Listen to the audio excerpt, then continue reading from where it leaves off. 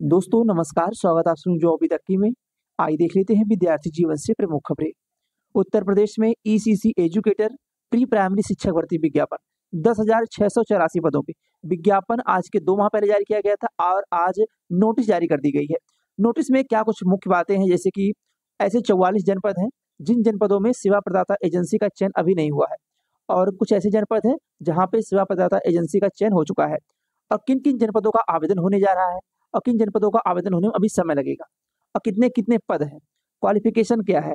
आज आप लोगों को पूरा डिटेल में जानकारी मिलेगी। उसके पहले अगर आप चैनल पे नए हो तो चैनल सब्सक्राइब भी कर लें, ताकि ईसीसी एजुकेटर भर्ती विज्ञापन की 75 जनपद में कितने पद हैं, जनपद वाइज, और कट ऑफ कैसे बनेगी, और कितनी कट ऑफ जा सकती, सेफ स्कोर क्या होगा, इन सब की भी जानकारी आगे चल के आपको मिल सके। यानी ऐसे 20 से 25 जनपद हैं जहां पे सेवा प्रदाता एजेंसी का चयन हो चुका है, उन जनपदों का आवेदन शुरू होगा, और 44 ऐसे जनपद हैं जहां पे सेवा प्रदाता एजेंसी का भी चयन नहीं हुआ है। तो कुछ ऐसे जिला है जहां पे सेवा प्रदाता एजेंसी के चयन को लेकर ऑफिशियल विज्ञप्ति जारी की गई, और जेम पोर्टल के माध्यम से सेवा प्रदाता एजेंसी का चयन भी कर लिया गया है, तो वहां पे आवेदन शुरू होने जा रहा है। और काफी ऐसे भी जनपद हैं, 44 प्लस ऐसे जनपद हैं जहां पे अभी सेवा प्रदाता एजेंसी का चयन नहीं हुआ है, तो उन जनपदों को लेकर आज नोटिस जारी की गई। जब तक जनपद वाइज सेवा प्रदाता एजेंसी का चयन नहीं हो जाता, तब तक उस जनपद के आवेदन शुरू नहीं होंगे, उसको लेकर भी नोटिस जारी कर दी गई है। हाँ, आप लोग देख रहे होंगे मंडलीय सहायक शिक्षा निदेशक बेसिक एवं जिला बेसिक शिक्षा अधिकारी की दिनांक 23 अक्टूबर 2024 को संपन्न हुई समीक्षा बैठक का कार्यवृत्त है। समग्र शिक्षा एवं बेसिक शिक्षा के अंतर्गत संचालित योजनाओं कार्यक्रमों की प्रगति के संबंध में मंडलीय सहायक शिक्षा निदेशक बेसिक एवं जिला बेसिक शिक्षा अधिकारियों की समीक्षा बैठक महानिदेशक महोदय की अध्यक्षता में 23 अक्टूबर 2024 को राज्य शैक्षिक अनुसंधान एवं प्रशिक्षण परिषद लखनऊ के सभागार में संपन्न हुई। उक्त बैठक में अपर राज्य परियोजना निदेशक शिक्षा निदेशक बेसिक, अपर शिक्षा निदेशक बेसिक, प्रयागराज परियोजना निदेशक भी, वरिष्ठ सलाहकार एवं समस्त यूनिटी प्रभारी तथा उप निदेशक भी इस बैठक में उपस्थित रहे। यहाँ पे भी भर्ती विज्ञापन को लेकर चर्चा की गई। हाँ, आप लोग 6 नंबर कॉलम में देख रहे होंगे पूर्व प्राथमिक शिक्षा जनपद आगरा अलीगढ़। यह जो जनपद दिए गए हैं, इसमें ईसीसी एजुकेटर के चयन की कार्यवाही प्रारंभ नहीं की गई है, यानी कि सेवा प्रदाता एजेंसी का चयन अभी नहीं हुआ है। उन जनपदों में जो यहाँ जनपदों की लिस्ट दी गई है, यहाँ आप लोग देख रहे होंगे जनपद आगरा, अलीगढ़, औरैया, आजमगढ़, बहराइच, बांदा, बरेली, बस्ती, चंदौली, एटा, इटावा, फर्रुखाबाद, फतेहपुर, फिरोजाबाद, हमीरपुर, हापुड़, हरदोई, हाथरस, जौनपुर, झांसी, अमरोहा, कौशाम्बी, महाराजगंज, मैनपुरी, मथुरा, मऊ, मेरठ, मिर्जापुर, प्रयागराज, रायबरेली, सहारनपुर, संभल, संत कबीर नगर, उन्नाव एवं वाराणसी में ईसीसी एजुकेटर के चयन की स्थिति से राज्य परियोजना कार्यालय को अवगत नहीं कराया गया है। और जहां पे अगर देखा जाए तो इसमें से काफी ऐसे जनपद हैं जहां पे सेवा प्रदाता एजेंसी का चयन हो चुका है, लेकिन यह अवगत अभी नहीं कराया गया है। जैसे ही अवगत करा दिया जाएगा, इन जनपदों का आवेदन शुरू हो जाएगा। वहीं यह भी जानकारी दी गई है कि जनपद भदोही में, यहाँ आप लोग देख रहे होंगे जनपद भदोही, बदायूं, मुरादाबाद, मुजफ्फरनगर, रामपुर ईसीसी एजुकेटर के चयन की कार्यवाही प्रारंभ नहीं की गई है। इस संबंध में ईसीसी एजुकेटर का चयन शीघ्र अतिशीघ्र कराने के निर्देश दिए गए हैं। अब आप लोग बात समझने का प्रयास करिएगा। यहाँ भी ये बताया गया है कुछ ऐसे जनपद हैं जहां अभी सेवा प्रदाता एजेंसी का चयन हुआ या नहीं हुआ, इसका ब्यौरा अभी डीजी मैम के पास नहीं गया है। जैसे यह ब्यौरा पहुंच जाएगा तो वहां पे आवेदन शुरू हो जाएगा।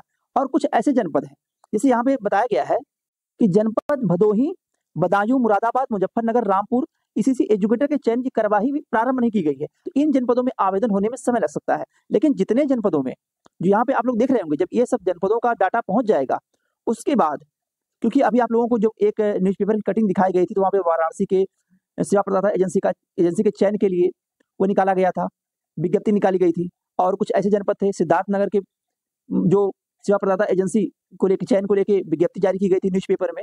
ऐसे विज्ञप्ति आप लोगों को यहाँ पे भी देखने को मिलेगा। बदायूं, मुरादाबाद, मुजफ्फरनगर, रामपुर, इन जनपदों के भी जैसे ही चयन हो जाते हैं सेवा प्रदाता एजेंसी का, उसके बाद आपके सभी जनपदों का आवेदन देखने को मिलेगा। लेकिन यह जरूरी नहीं है कि सभी जनपदों का आवेदन एक साथ देखने को मिले।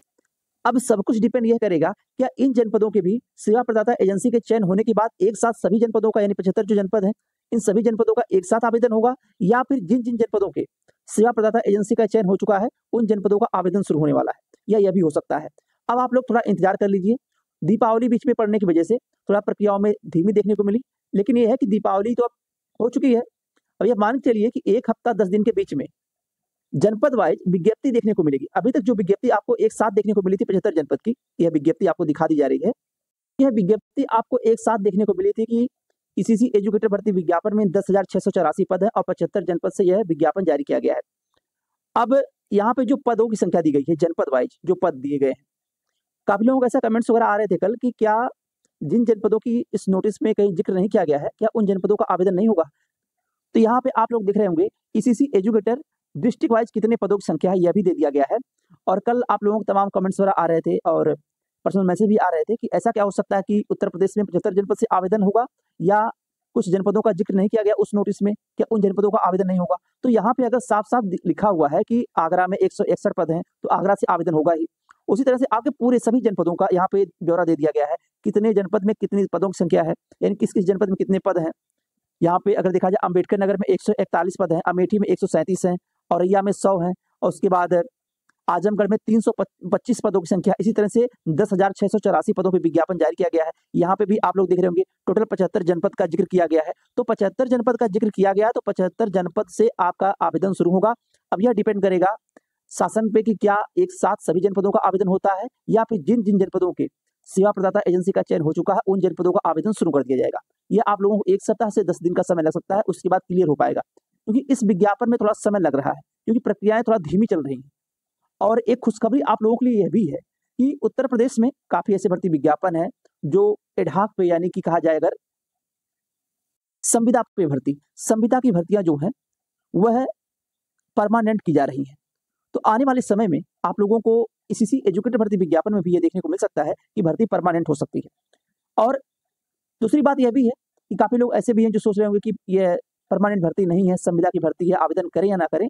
तो देखिए, अगर आपके अच्छे नंबर बन रहे हैं और आप लोगों के पास होम साइंस है यानी गृह विज्ञान आपका है तो आप आवेदन जरूर करिएगा, चाहे आपके नंबर भी कम हो तब भी आवेदन करिएगा। उसका कारण क्या है कि इस भर्ती विज्ञापन में साफ साफ यहाँ पे बताया गया है कि आप लोगों के पास होम साइंस होना चाहिए, बिना होम साइंस के आप आवेदन नहीं कर सकते हैं। यहाँ पे आप लोग देखिए जो योग्यता बताई गई है कि आपके पास विधि द्वारा स्थापित यूजीसी से मान्यता प्राप्त विश्वविद्यालय से स्नातक परीक्षा गृह विज्ञान मुख्य विषय के साथ 50% अंकों के साथ आप उत्तीर्ण किए हो। आपका अगर 50% बीए में है और आपका गृह विज्ञान है तो आप आवेदन जरूर करिएगा, चाहे आपके हाई स्कूल में 50% हो चाहे 55% हो, इंटर में चाहे आपके 60% हो या 65% हो, ग्रेजुएशन में आपके 52% हो या 70% हो, इससे नहीं मतलब है, आप आवेदन करिएगा। उसका कारण क्या है ये भी जान लीजिए। इस भर्ती विज्ञापन में सभी को आवेदन करने का मौका तो मिला नहीं है, केवल वही आवेदन कर सकते हैं जिनके पास गृह विज्ञान है, महिलाओं के लिए आवेदन है। और दूसरी बात यह भी है कि यहाँ पे सोशियोलॉजी एलिजिबल नहीं किया गया है, यानी समाज शास्त्र नहीं मांगा गया है, केवल गृह विज्ञान विषय ही मांगा गया है, इसलिए ज्यादा आवेदन नहीं होगा। और रही बात किसी किसी जनपद में कम पदों की संख्या है, किसी किसी जनपद में पदों की संख्या ज्यादा है। अगर आप लोग ये सोच के आवेदन करेंगे कि अब उस जनपद में तो आजमगढ़ में 325 पदों की संख्या है और अम्बेडकर नगर में कम है, लाओ आजमगढ़ से कर देते हैं। आजमगढ़ से करने का मतलब ये कि हो सकता है वहां से ज्यादा आवेदन हो। ज्यादा आवेदन होने के बाद यह भी है कि वहां पे जो महिलाएं हैं वह हो सकता है गृह विज्ञान सब्जेक्ट के साथ ज्यादा हो और वहां पे ज्यादा नंबर उन लोगों के हो तो आप लोग पीछे हो सकते हैं। इसलिए अपने ही जनपद से आवेदन करिएगा, पदों की संख्या को लेकर देख के ना आवेदन करिएगा। पद आपके कम हो या ज्यादा हो आपका सिलेक्शन हो जाएगा और ज्यादा आवेदन भी नहीं होगा।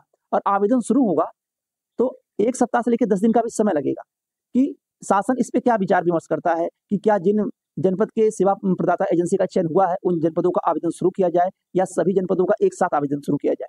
इसको लेकर अभी कुछ कह पाना संभव नहीं है। अब आवेदन को लेकर जैसे भी अपडेट निकल के आएगी कि आवेदन आज से शुरू हो रहा, कल से शुरू हो रहा, आप लोगों को इस चैनल के माध्यम से सबसे पहले बता दिया जाएगा। तो जो लोग भी अभी सेवा योजना पोर्टल पे रजिस्ट्रेशन नहीं किए हैं वो रजिस्ट्रेशन कर लें, आईडी पासवर्ड जनरेट कर लें, क्योंकि आपके आवेदन में ज्यादा से ज्यादा 10 से लेकर 15 दिन का समय मिलेगा आवेदन करने के लिए। उसी में आपको आवेदन करना होगा। ईडब्ल्यूएस सर्टिफिकेट अगर आपका एक्सपायर हो चुका हो तो रिन्यूअल करवा लीजिए। ओबीसी सर्टिफिकेट में जो भी सर्टिफिकेट हो, यानी आय प्रमाण पत्र हो गया, जात प्रमाण पत्र हो गया, जो भी प्रमाण पत्र हो वो आप बनवा के अपना कंप्लीट करके रखिए। और जैसे ही आपका आवेदन होगा, आवेदन 10 से 15 दिन होगा, उसके बाद 1 सप्ताह से लेकर 10 दिनों के बीच में आपकी मेरिट जारी कर दी जाएगी कि कितनी कट ऑफ किस किस जनपद की गई है। पूरे उत्तर प्रदेश की कट ऑफ एक साथ नहीं जारी होगी, जनपद वाइज कट ऑफ बनेगी। ये भी आप लोग जान लीजिए, जनपद वाइज किसी जनपद में कम कट ऑफ जाएगी, किसी जनपद में ज्यादा कट ऑफ जाएगी। कट ऑफ आने के बाद आपकी डीबी कराई जाएगी, यानी डॉक्यूमेंट वेरिफिकेशन। डॉक्यूमेंट वेरिफिकेशन में आपके पास कौन कौन सा प्रमाण पत्र होना चाहिए? हाई स्कूल आपके पास है, अंक पत्र होना चाहिए और सर्टिफिकेट होना चाहिए। इंटर आपके पास है, अंक पत्र और सर्टिफिकेट होना चाहिए। ग्रेजुएशन आपके पास बीए है आपके पास अंक पत्र होना चाहिए और डिग्री होनी चाहिए। अगर डिग्री नहीं है तो प्रोविजनल भी लग जाएगा। और अगर आपके पास कुछ नहीं है तो आप लोग ऑनलाइन कर दीजिए, क्योंकि अगर आप राम मनोहर लोहिया विश्वविद्यालय से हो यानी कि फैजाबाद यूनिवर्सिटी से हो तो आप ऑनलाइन कर देंगे, 1 सप्ताह में आपका आ जाएगा। और जो सर्टिफिकेट आप लोगों के पास है, चाहे ईडब्ल्यूएस सर्टिफिकेट हो या आपके पास ओबीसी आयु प्रमाण पत्र, निवास प्रमाण पत्र हो या जात प्रमाण पत्र हो, अगर आपका पहले का बना हुआ है वो एक्सपायर हो चुका है तो नया बनवा लीजिए, ना बना हो तो दोबारा बनवा लीजिए। और अगर अभी एलिजिबल हो यानी कि वह वैलिडिटी उसकी भी पूरी ना हुई हो, अभी वो चल रहा हो, तो कोई बात नहीं, तो वह मान्य होगा। ये सब सर्टिफिकेट आपके पास होने चाहिए, ये आप कंप्लीट करके रख लीजिए, ताकि आवेदन के तुरंत बाद आपका डीबी कराया जाए तो आपका सिलेक्शन होने में थोड़ा भी परेशानी ना हो कि आपको आना जाना पड़े, बार बार सर्टिफिकेट को लेकर परेशान होना पड़े, ये सब दिक्कतें आगे चल के ना आ पाए। बाकी आवेदन किस किस जनपद में कितने आवेदन हुए हैं इसको लेकर भी आपका डाटा दे दिया जाएगा जैसे ही आवेदन शुरू होगा, कि किस जनपद में कितने आवेदन हुए हैं, कितनी कट ऑफ बनने वाली है, यह भी आपको जानकारी दे दी जाएगी। उसके पहले अगर आप चैनल पे नए हो तो चैनल सब्सक्राइब कर लें, ताकि आगामी भर्ती विज्ञापनों की जानकारियां आपको मिलती रहे। आज के लिए बस इतना ही, बहुत बहुत धन्यवाद। जय हिंद।